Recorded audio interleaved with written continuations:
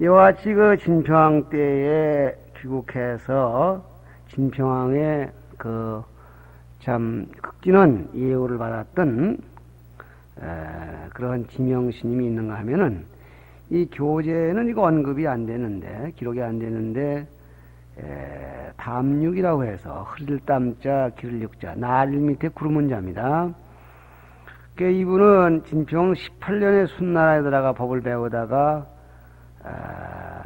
진평왕 27년에 중국으로 건너왔던 사신이 해문이라는 사람을 따라서 귀국했다는 그런 기록도 있다고 합니다. 그런데 이런 기록들이 여기저기 있는 거를 여기다 주워 모으셨는데 다 추적할 길도 없고, 그 가운데 이러니저러니 해도 제일 유명한 분은 원광이 되겠습니다. 우리가 원광 그리면은 화랑고개를 생각하게 되는데, 이 원광은 지금 어떤 사람이냐? 진평왕 11년에 중국에 들어간 분입니다.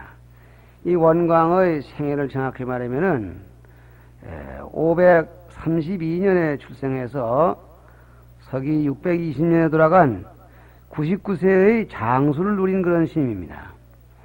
근데 599년에 이분이 지금 진나라 들어가서 법을 구합니다.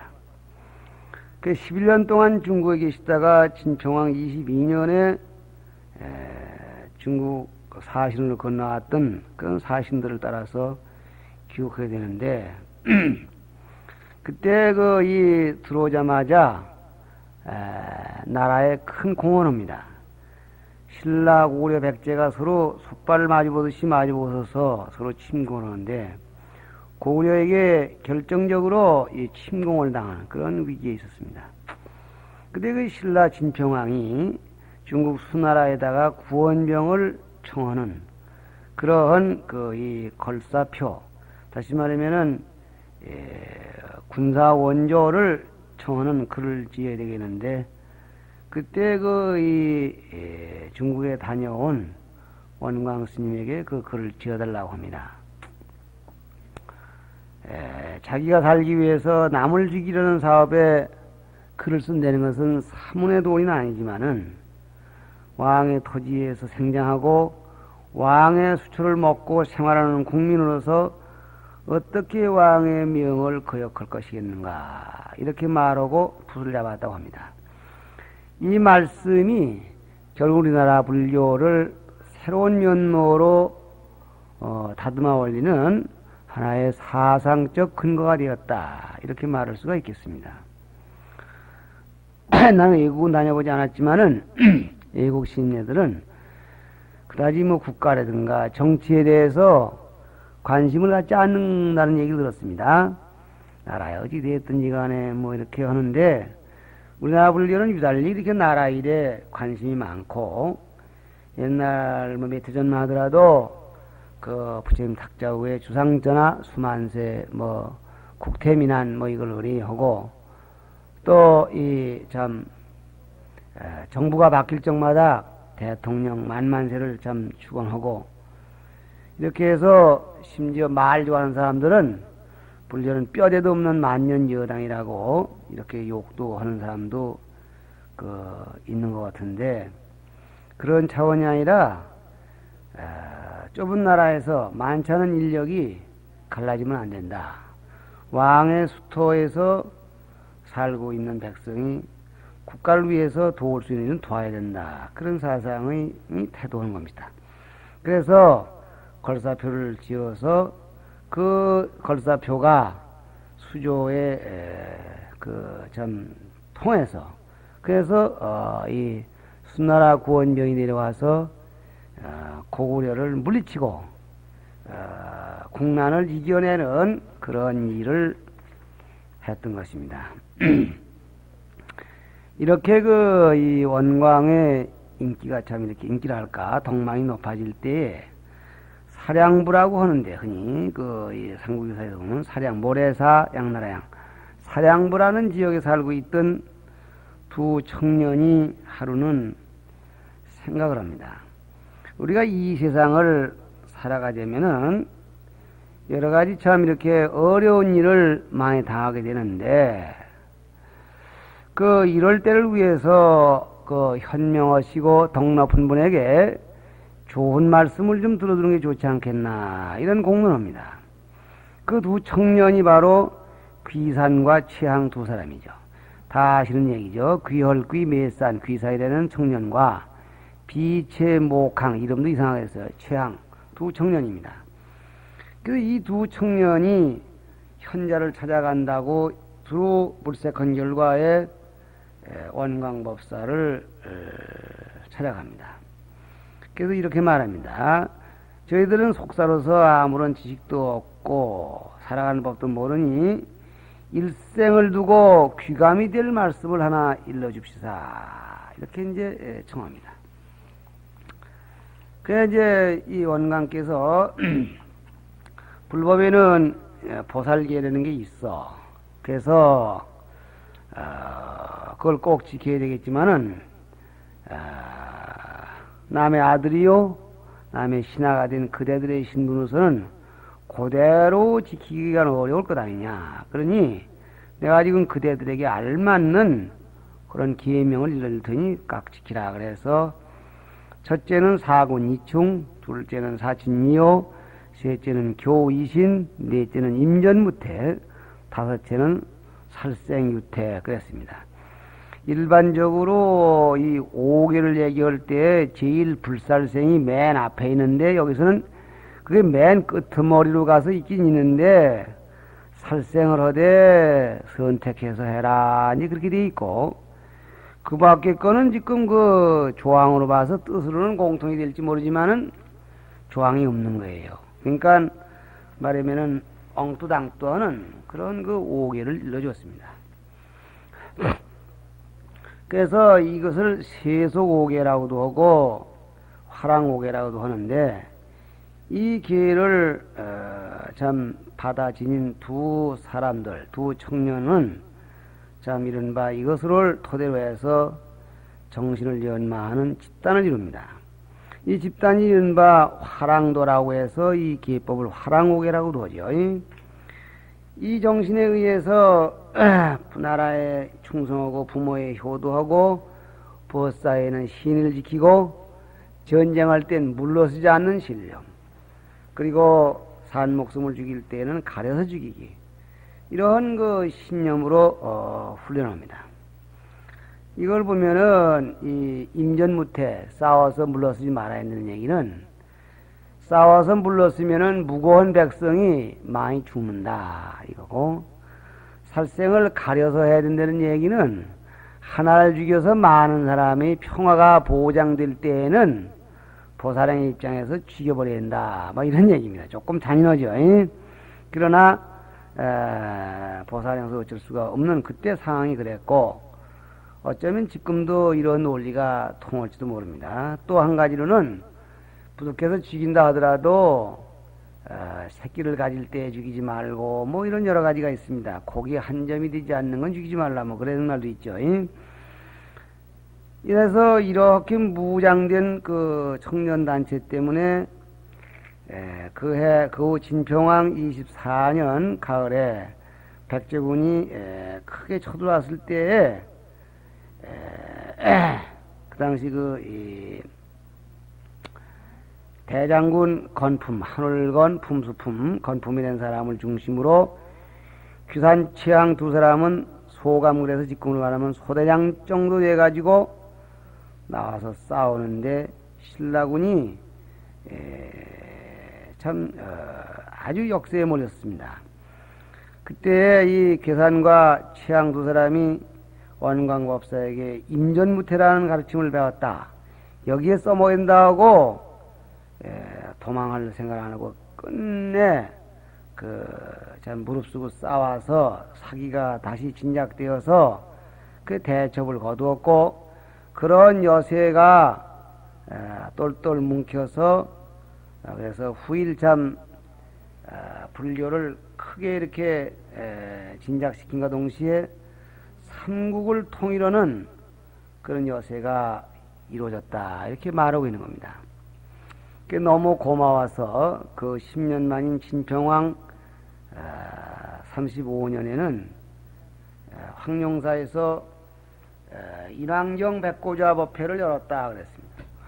그리고 의상스님이 중국에 유학했다는 것은 또 잘 아는 일입니다. 당나라에 유학을 가서서 그 운하지엄 스님 밑에서 화엄학을 배우시고, 그래서 법승계를 지어서 바침으로써 그 당시의 그 운하사의 석학이든 수자이든 현수 스님과 더불어 쌍벽을 이뤘다는 얘기도 너무 잘 알려진 일이거니와, 유학하는 도중에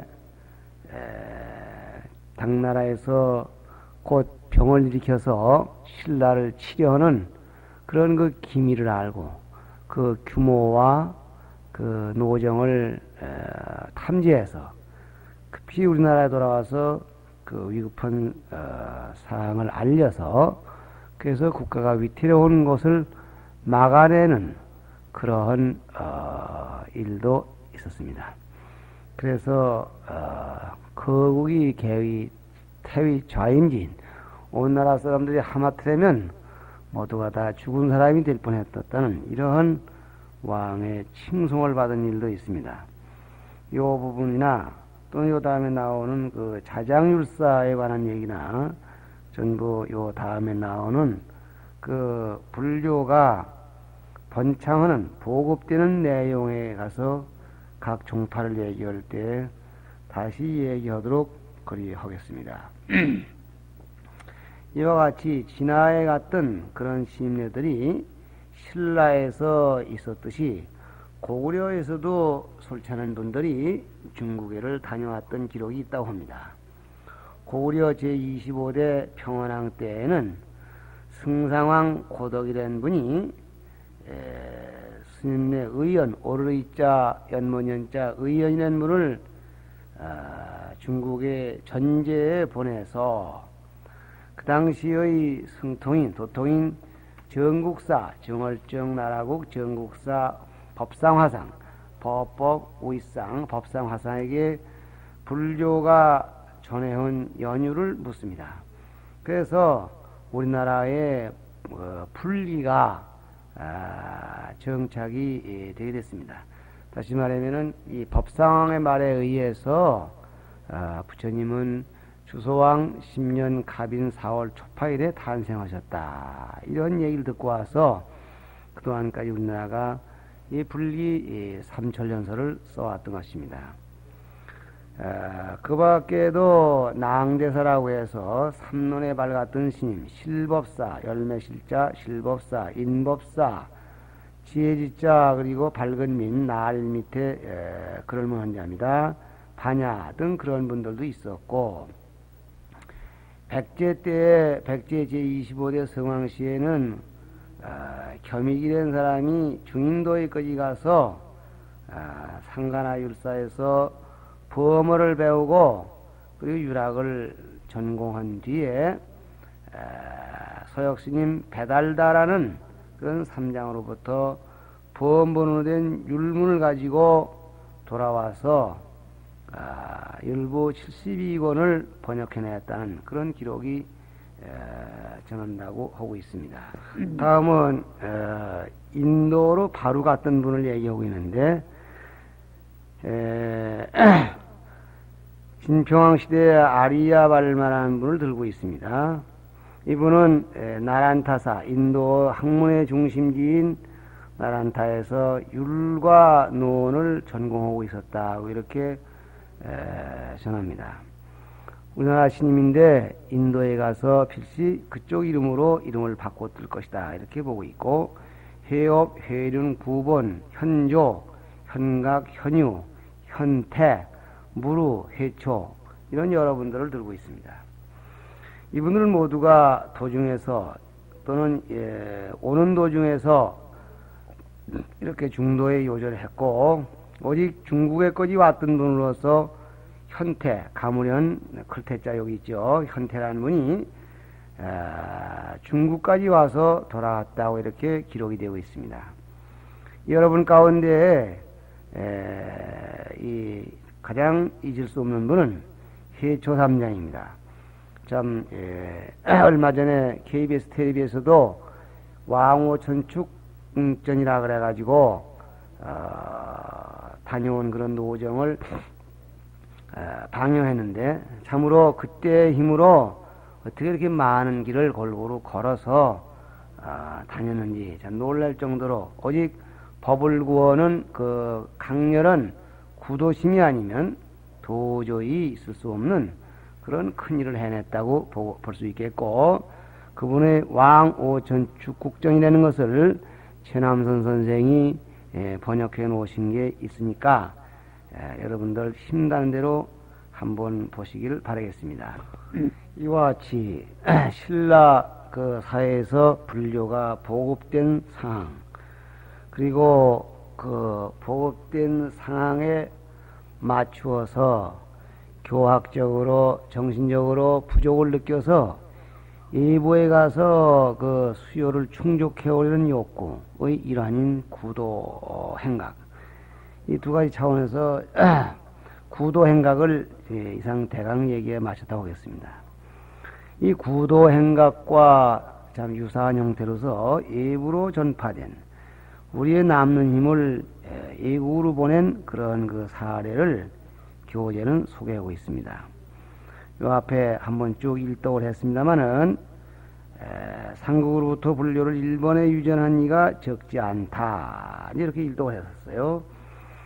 그 가운데에서 맨 처음에 든 분이 담해가 되겠습니다. 이 담해란 분은 백제 성왕 32년에 백제로 건너가신 분입니다.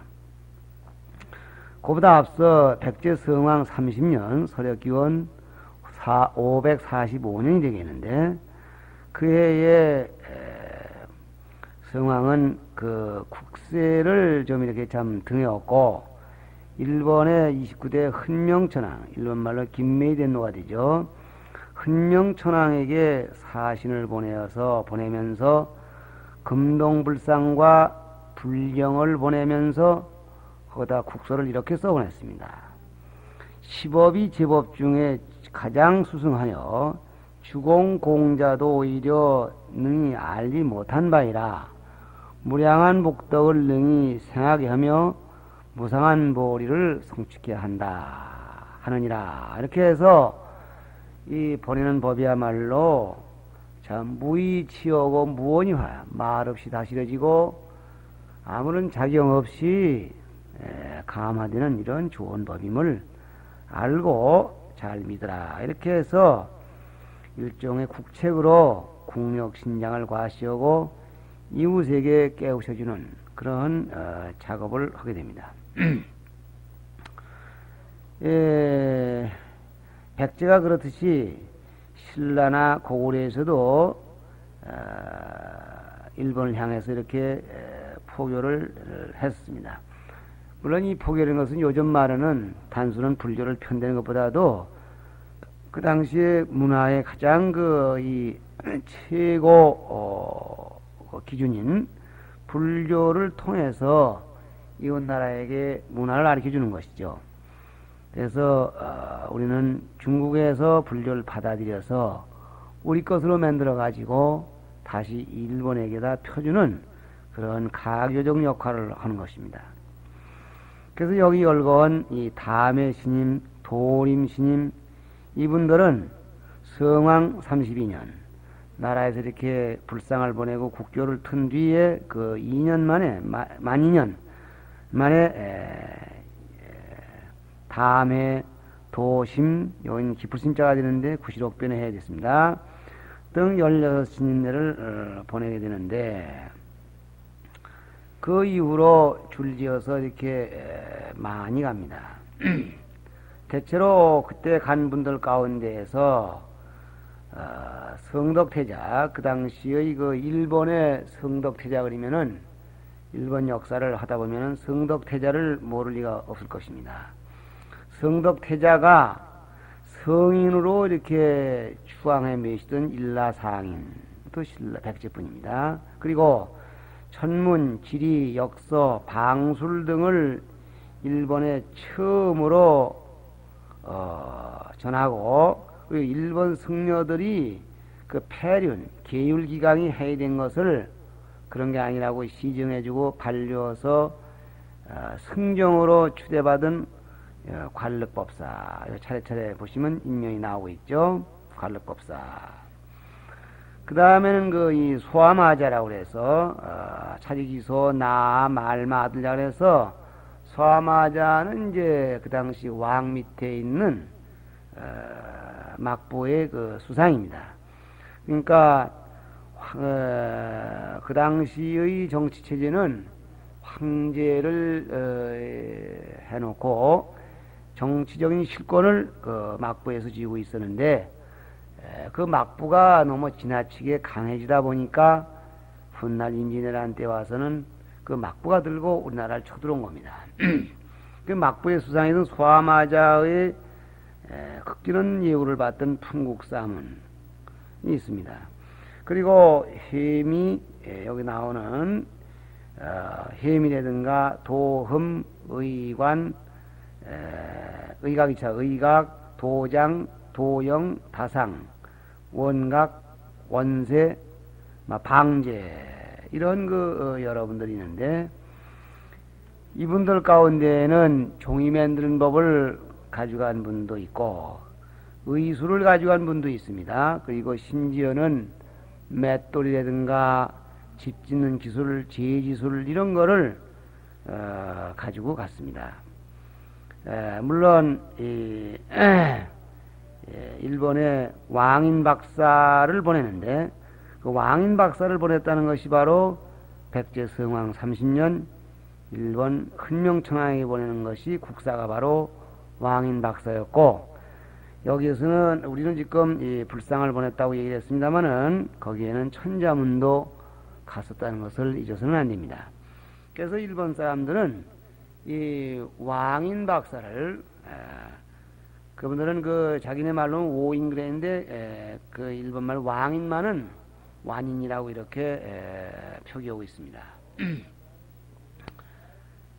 그 다음에 이제 역시 소아마자의 귀를 받아가지고 화주 땅 석천사에 머물러 계시던 그런 그 해편대사 그랬습니다. 이거는 지금 백제가 아니라 이건 지금 고구려에서 간 사람들을 지금 얘기를 하는데, 해편대사가 있는가 하면은 또 이 흔명천황의 태자인 풍총이라는 사람의 스승이 되었던 스승이 되어가지고 법흥사에서 주진으로 들어오고 정법을 펴던 해자대사였습니다. 그리고 이 추고천황의 조칙으로 추고천황이면은 흔명천황의 다음이죠. 왕명으로 원흥사회라는 절에 있으면서 일본 불교에서 이 삼론종을 처음으로 가리키고, 일본이 삼론종이 셋인데 그 삼론종의 시조가 된 분이 있는데, 그분이 여기 나오는 해관입니다. 지혜자 물될 관자. 그리고 담징, 이건 너무나 잘 아는 분입니다. 오경을, 이 담징은 그림을 그린 분을 우리가 알고 있는데, 일본 그 법융사 벽화를 그렸는데 새들이 와서 떨어졌다, 그런 얘기하는 것이 바로 이분이죠. 근데 이분이 바로 이 그림만 잘 그리는 게 아니라 불령을 차려오는 강사입니다. 강사이면서 채색과 그리고 방아 찌는 법과 지목을 가져왔던 그런 분입니다. 그런 담징. 그런가 하면 법정, 승용, 또 운총, 도등, 그래서 도현, 행선 이런 분들이 있는데, 이런 분들이 모두 고구려에서 가가지고 지금도 일본에 가면은 구마촌이라고, 즉 고려 사람들이, 고구려 사람이죠. 그러니까 고구려 사람들이 모이던 동네라고 해서 거기 가면 지금 그대로 장독대고 뭐 디딜방하고 그렇게 그대로 있답니다. 그리고 이 화주 원흥사라는 데 머무르면서 법상 종지를 크게 떨쳤던 분이 있는데 지혜지자 세봉자 지봉이라는 분이 있습니다. 그리고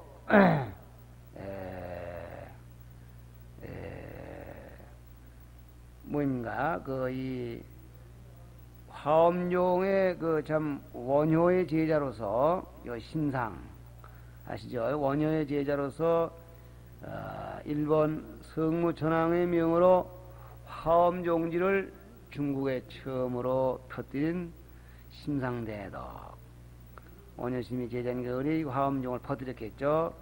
그 다음에 해제, 해광 두 분이 나왔는데 이분들은 뭐 신라에서 간 사람들입니다. 그러니까 따지고 보면은 지역적으로 가까운 백제에서 먼저 가고 많이 갔지만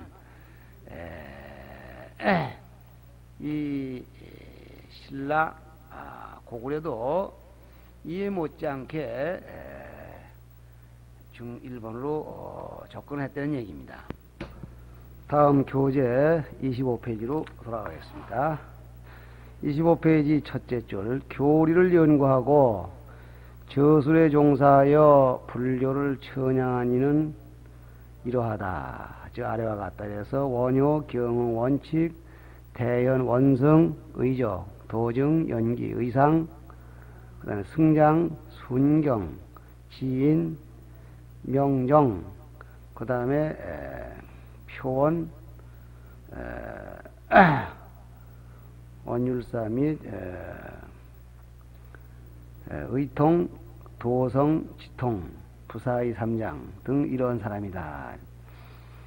프린트가 좀 이게 글씨가 빼뚤빼뚤해서 죄송합니다만은 이 삼국시대 우리나라 불교가 국내에서 성장하고 보급되고 또 밖으로 구법의 길을 나갔다. 두 파트로 말씀한다고 했는데 구법 퍼는 길을 구법 나간 과정을 이렇게 말씀드리고 국내에서 보급되는 파트로서 이렇게 이 교재는 정리해 놓고 있습니다. 다시 말하면은 국내에서 보급되는 이 형태라는 것은 첫째 교리의 연구를 들었습니다. 교리가 얼마만치 진지하게 연구되느냐, 그리고 연구된 것이 얼마만치 저술되느냐, 어떻게 저술되느냐, 그런 얘기가 되겠죠.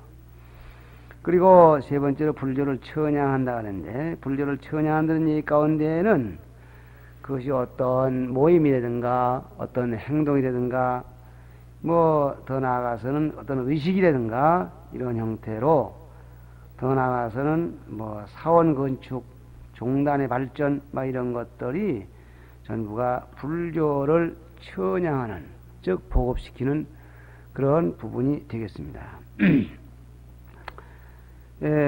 불교가 처음으로 이렇게 들어와서 이때까지를 불교를 수입하는 시대라고 한다면 통일 삼국, 통일 신라를 전후로 해서 불교는 바야흐로 우리나라 것 화대해 가지고 참 외국으로 보내는 그런 여력도 생기는가 하면 내부에서 우리나라화하는 그런 힘도 생기고 있는 것입니다. 그 한 사례가 일본 같은 데 이렇게 포교를 보내는 것도 기지만은 우리나라의 이 원광 같은 분이 화랑오개 같은 독특한 기율을 내세운 것이나 또는 의상 같은 분이 중국에 가서 한국적인 학문의 특색을 보이고 돌아오시는 사례가 바로 그런 것이라 하겠습니다. 그 부분에 대한 얘기는 다음 시간을 미루고 여기서 쉬겠습니다.